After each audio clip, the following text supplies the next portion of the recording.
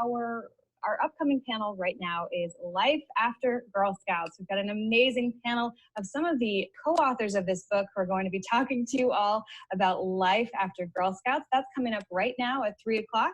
Everyone, and welcome to Life After Girl Scouts. This is part of our very exciting international book launch. So have you ever asked yourself, what happens to Girl Scouts when they get older? What kind of careers do they have?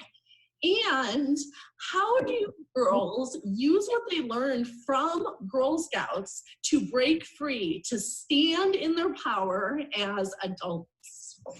We wanted to give a big shout out for everybody who's here, who is cheering on girl empowerment and women empowerment. My name is Josephine Hannon, but you can call me Jose. And I'm a very proud Gold Award recipient. And I'll also be your panel moderator. This panel came to be in a very unexpected way.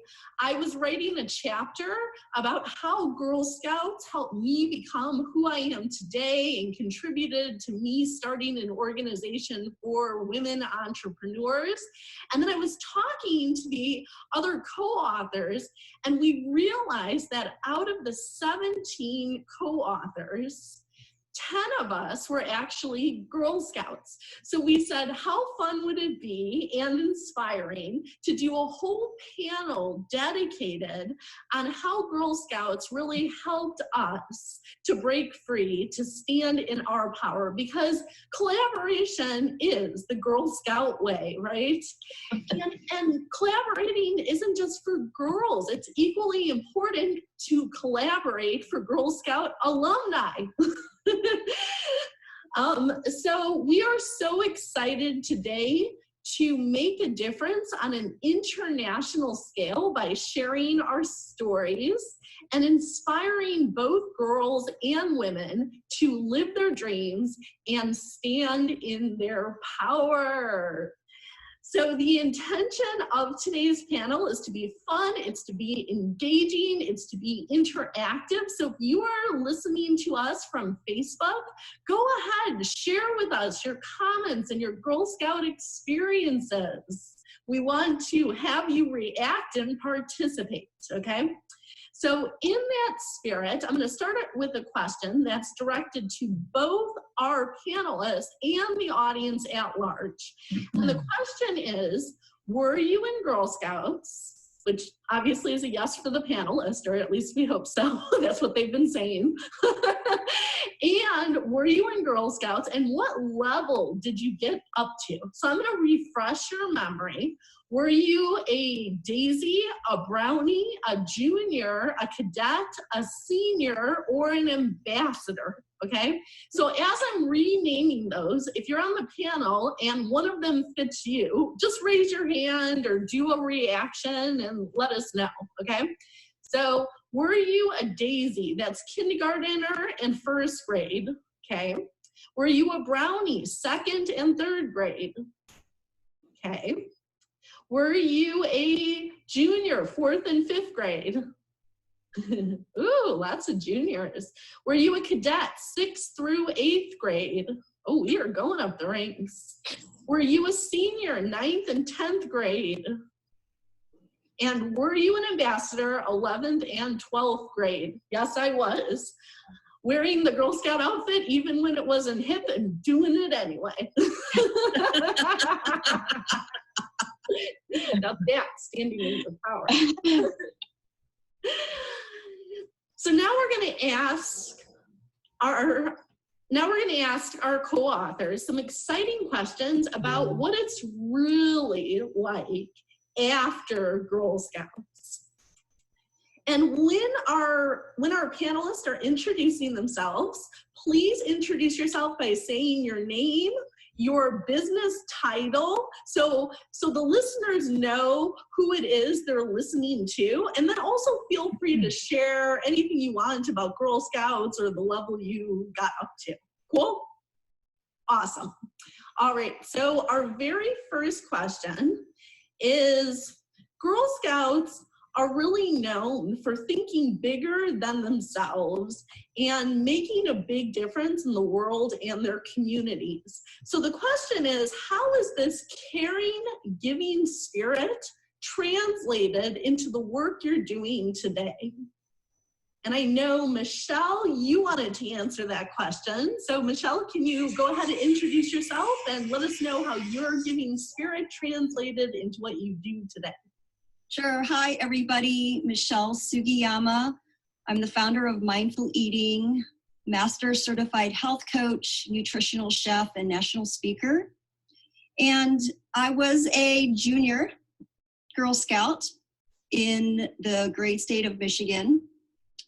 And I think when it comes to the giving spirit, it really starts with the amazing Girl Scout leaders.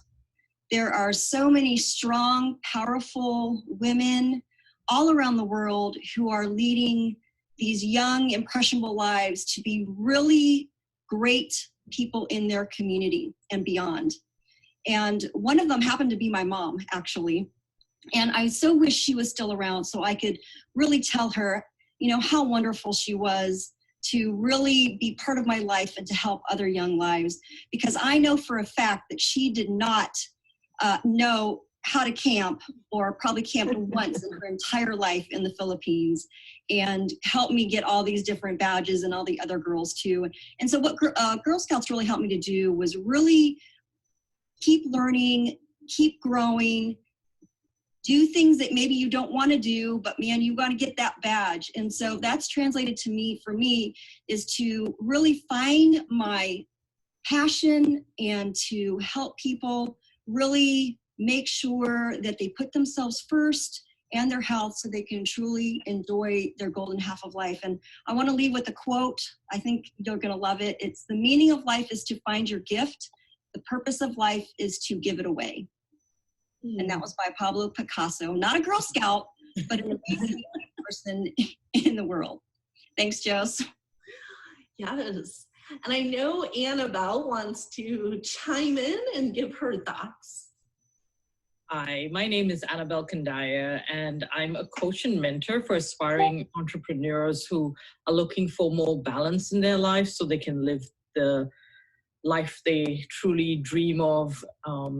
So I was a brownie, and while it seems like it's been a while, I know it left such an indelible mark on me, because as I was reflecting on this a few months ago, it really was the start of my leadership and community giving journey.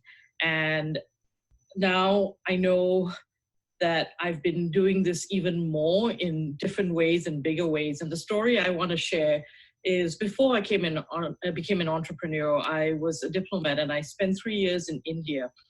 And a group of countries, the ASEAN countries, which is 10 Southeast Asian countries, we got together to do this great community event, which also the purpose of doing it was to build our relations, but also to give back to the community we were living in India. So we gave to like 3 different charities. And that event, I was a leader, part of the organizing committee, and it just left such a memory for me, because it built that bond across, and then also with another community. So I always think about how anytime now I do things, how we can do this globally. And while that wasn't like $1 million in the event that, you know, ended up, one thing I always remember as I go forward is even a small thing can be a lot for people who need that. So that giving spirit is always something I remember, to not to worry that sometimes you think we don't have enough, but a lot of people need our help. That's beautiful. I think that's such an important takeaway for all of us, that what we're doing, no matter how small we think it can be, can really be a big thing to other people. So thank you for pointing that out, Annabelle. That's really beautiful. All right. So, you know, being Girl Scouts, we would be remiss if we didn't sing a Girl Scout song, don't you think? And what is our favorite Girl Scout song? Make new friends, but keep the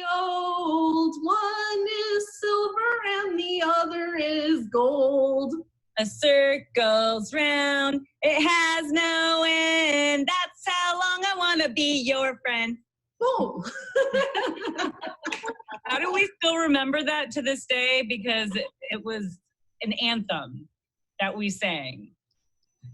And it meant a lot. Like, I think every time we went to Girl Scouts, we sang that song. Yes, exactly. And as you can see, it is a circle. I mean, you think maybe that you stop Girl Scouts at a certain point, but once a Girl Scout, always a Girl Scout, as you can see by us reuniting and doing this beautiful panel, right?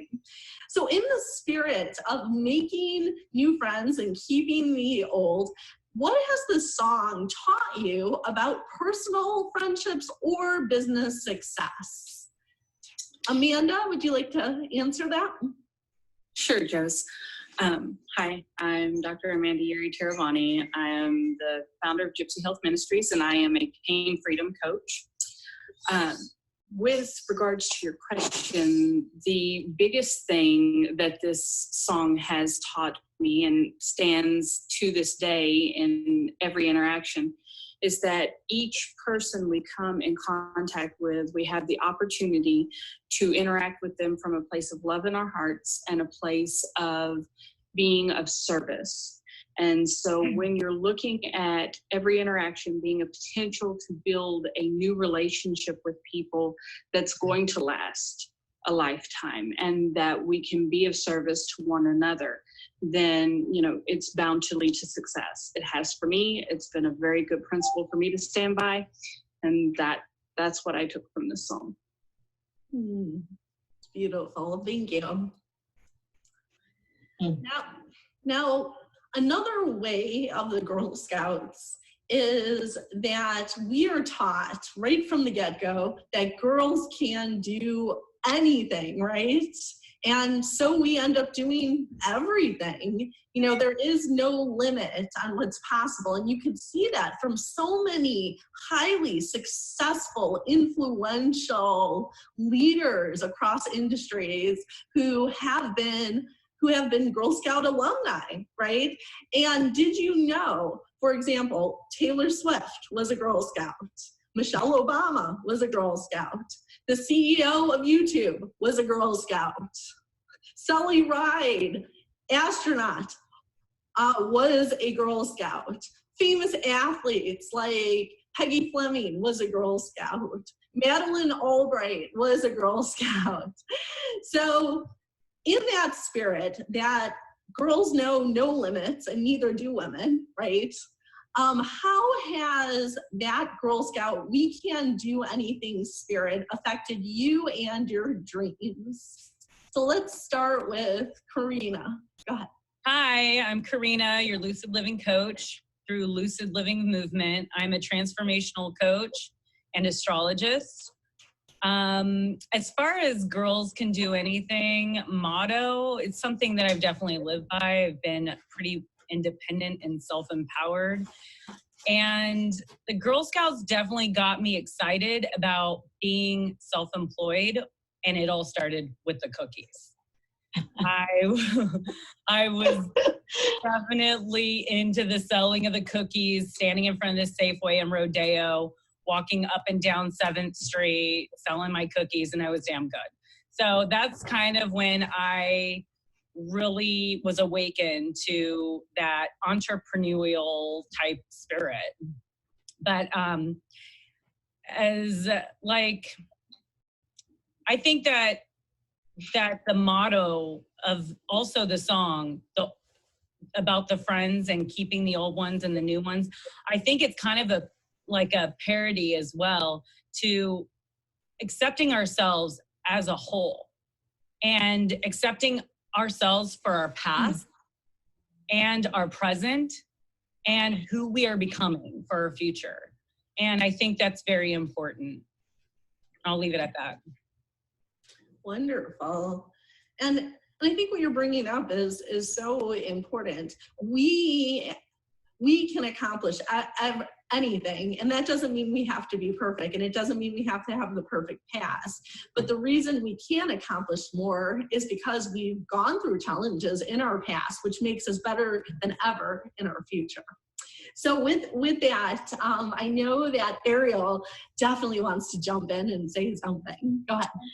I do, definitely. Thank you. I'll pick up right where you left off with that in terms of what Girl Scouts meant for me the few years that I was involved.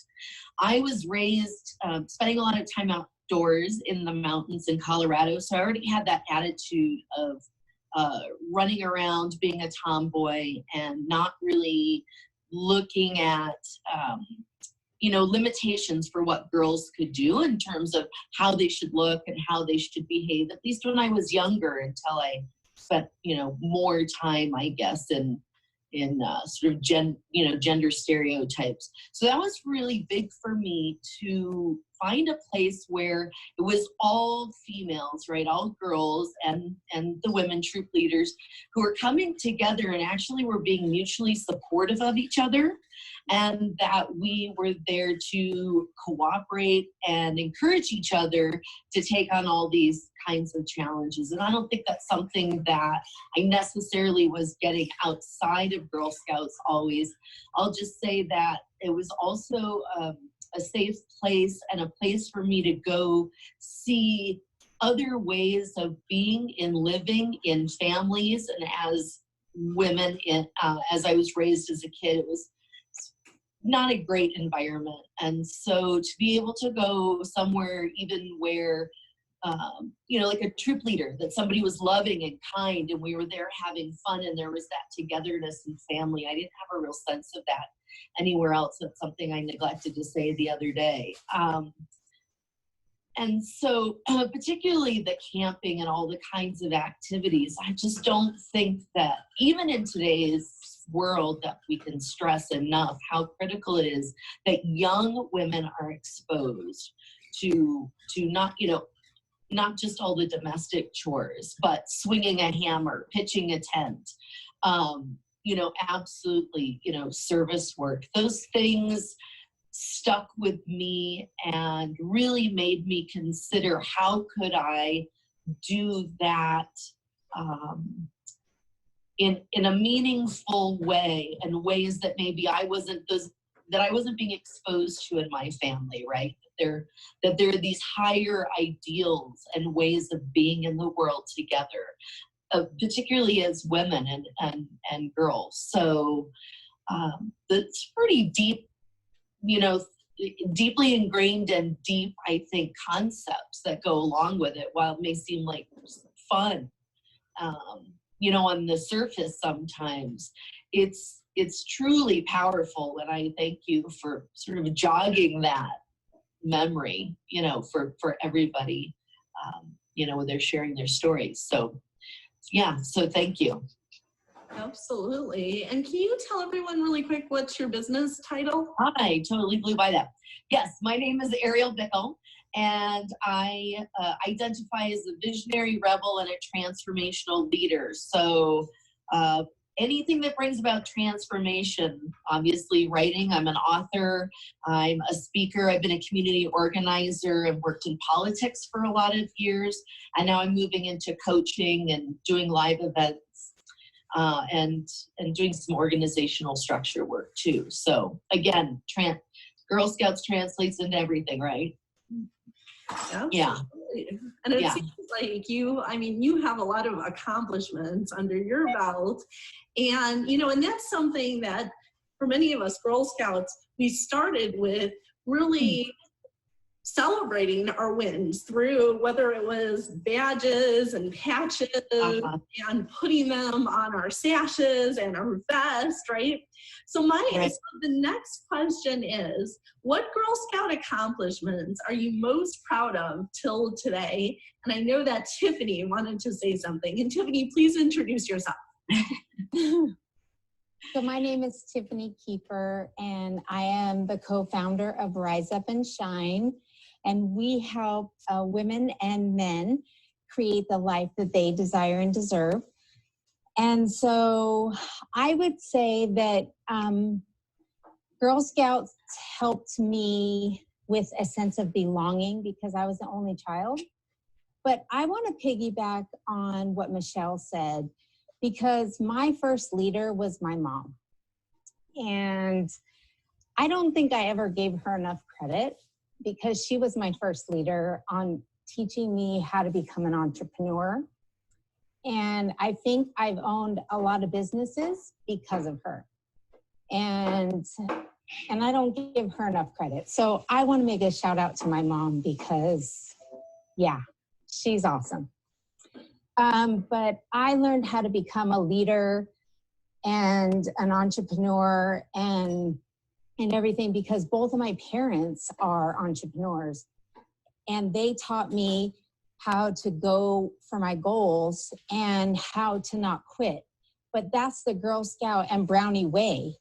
And my leaders in Girl Scouts taught me that. But they also taught me that competitiveness was healthy. So that when it was cookie time, I could haul butt home and hit all the houses and it was okay. And that my parents, when they had to load up the back of the truck with all of the cookies, that was okay too when I had to go deliver them all. Because, you know, being for the greater good of all was important. And all of my leaders, starting with my mom all the way up, they always taught me no matter what everybody's personality was, always be for the greater good. And that's what I instill today in myself and in my kids and in my clients. And if it wasn't for starting as a brownie, I think I started as a daisy, but that's what Girl Scouts taught me. Yeah. Can you share the story about the campfire, your favorite leader? I love that story. We are going to do that at the end on the bonus question. Right, Joe? So aren't we going to do that? You know what, Tiffany, why don't you go ahead since we're talking about leaders right now. And if you have somebody, if you're listening right now and you have a favorite leader, go ahead, put them in the comments and tag them. Let them know that you appreciate them. So now, Tiffany, why don't you tell us another great story about leaders? So my favorite leader was Mrs. Copaccini. We called her Mrs. C. And she was hard. She was a hard ass. She was tough. But she loved us for who we were and who we were becoming. But most importantly, she taught us something that when we didn't get along, she taught us how to act. And I remember that when we were cooking, me and another Girl Scout despised each other. We did not get along. We were like oil and vinegar. And we had to cook a meal for each other. And she said, you can cook it however you want. So we stuck our hot dogs and our buns in the dirt. We stuck them in charcoal and we burnt them. And then after it was all done, she said, now you get to eat your own. And her message to us was, regardless of somebody's personality or their opinion, you love them regardless, because you never know when you will have to eat your own crow. And that message has stuck with me my entire life. Powerful. And speaking of powerful accomplishments and what you're still proud of till today, I wanted Jeannie, can you go ahead and share with us? So what you're talking about are badges, and we wore them in honor because we had to earn every single one. And I really wanted to fill up my vest. And I had a chance to look at it because it's tucked away in what I call my time capsule, you know, that box that you put things in and never look at. I had it covered all the way up the back. I really loved getting those badges. You learned how to set a goal. You learned how to figure out how to actually do the work, because you had to do the work and then get it evaluated so that you could earn the badge. I still remember the 20-pound cake that I did from scratch that my father lovingly ate all of. And what I didn't tell you guys the last time that I forgot is the caramel frosting was actually hard candy by the time I was done. But I still got that badge. I really worked at it. And one of the things that the badges did, I moved around a lot when I was a kid. I didn't start with one troop and grow with everybody, which a lot of my friends did do. I would go every 2 years to a different air base and have to start all over again. And when I walked into a Girl Scout meeting and had those badges, that made it a warm welcome because I was one of them. So I say I didn't grow up with all the same people, but I did grow up with the same organization. So whether I was in Montana or Michigan or wherever they sent me, I was able to walk in and be part of that group immediately. Those badges really meant more than, doing the work. And I still love the idea of the sit-upon, which we had to make every time we had a day camp. You had to make your sit-upon. So I think those badges helped open doors, and that helps in my adult life. I'm a communications coach. I own Alfred Communications, and I also serve as the executive director of the Sudden Cardiac Arrest Association. So what that means is I have to meet people who I have no background with all the time. And being able to walk from one Girl Scout troop to another on a regular basis helped give me the practice to walk into a room and be able to manage a business meeting with people I'm just meeting. It's a very powerful practice. Do you bring your stash? I should. I know. That'd be awesome. I don't think it fits anymore. That's great. That's great. And I think as Girl Scouts, all of us would have so many accomplishments on our sashes and vests that we would need new ones anyway, right? With knowing this group of ladies. And and the thing I want to add, I really want to piggyback on what both Tiffany and Jeannie were saying about accomplishments and your badges of honor. If I was going to give one message to Girl Scouts of tomorrow, today and tomorrow, it would be that never let somebody take your badge of honor away. Earning my Girl Scout Gold Award, which is the highest award in Girl Scouts, was one of my proudest lifetime achievements. So much so that even if you go to my LinkedIn profile, it's still on there, okay? However, when I was in college, my freshman advisor, I let his opinion take my pride away from what I had accomplished. He said, put on the top of your resume whatever you think will make you most employable. And yeah, I worked in day camp and I worked at the career center and I did a lot of babysitting, but nothing spoke louder for my ability to do anything and be the leader the world needs in any position as much as my Girl Scout Gold Award. So I put it at the top of my resume, and my advisor looks at my resume and says, that needs to come off. Nobody will know what that means, and employers think Girl Scout Gold Award is a joke. He told me that employers know the Boy Scout Eagle, the Eagle Scout Award, but not Girl Scouts. And that at which point I felt like 13 years of my life had gone down the drain. I felt like nothing I had done mattered, and I put his opinion over my own truth. It was just like Regina Rewords Davis said.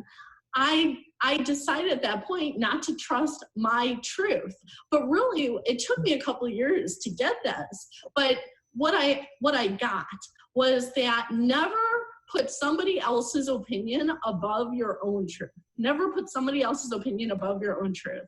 You have to be a stand for your accomplishments. Nobody else will.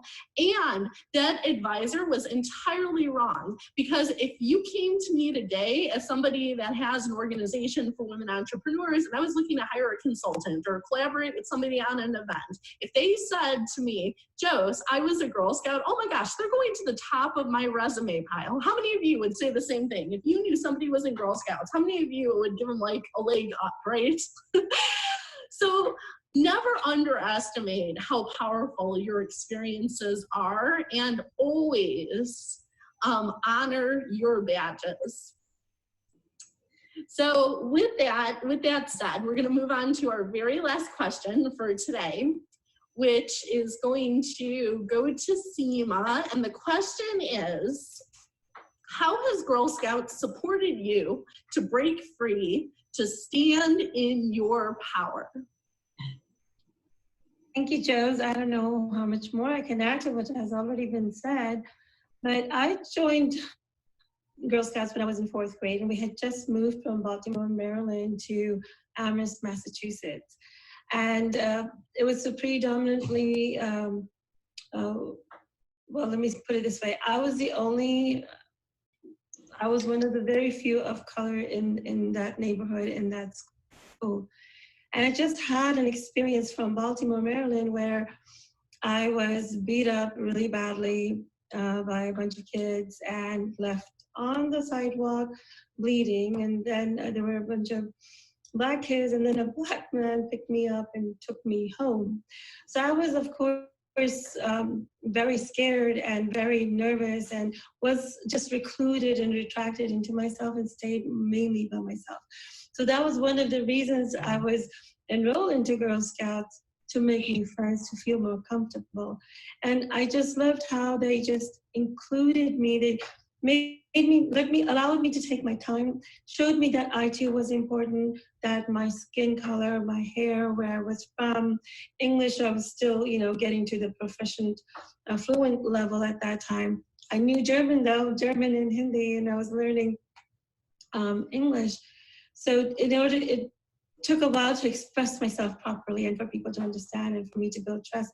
So they taught me that, like you said, Joes, you matter, what you think, your voice matters, you're there, and you need to be stepping up and be proud of yourself and stand in your truth. And that is how it has been throughout my life. I mean, there were times where I retracted, but always came back to expansion and stood in my truth, sometimes even when it was really difficult.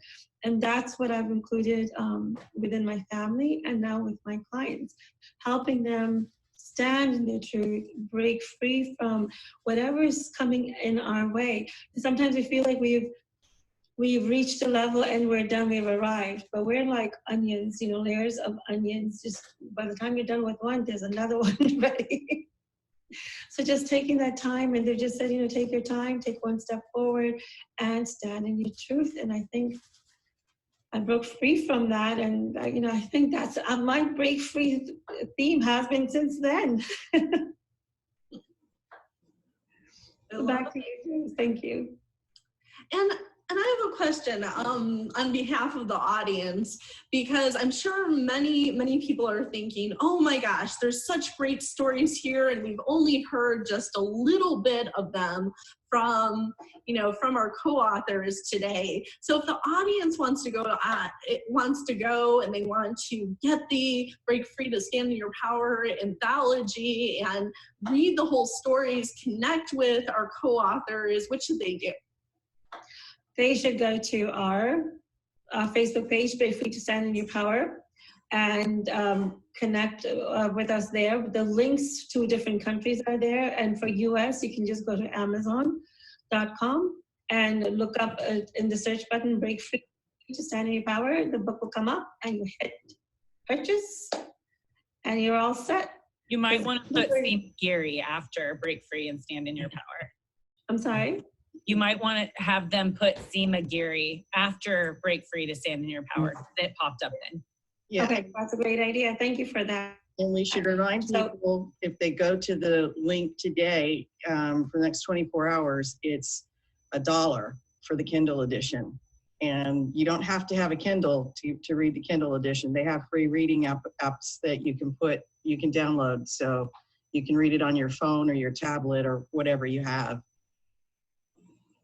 Yes. Perfect. Yes, exactly. So Break Free to Stand in Your Power with Seema Giri on Amazon. You don't have to have Kindle version. See, it's so easy now. It's so simple. So really no excuses. But we would appreciate if you would push it out into the different countries, because we have reached #1 in the US, and now we're going for international. Yes. Yes.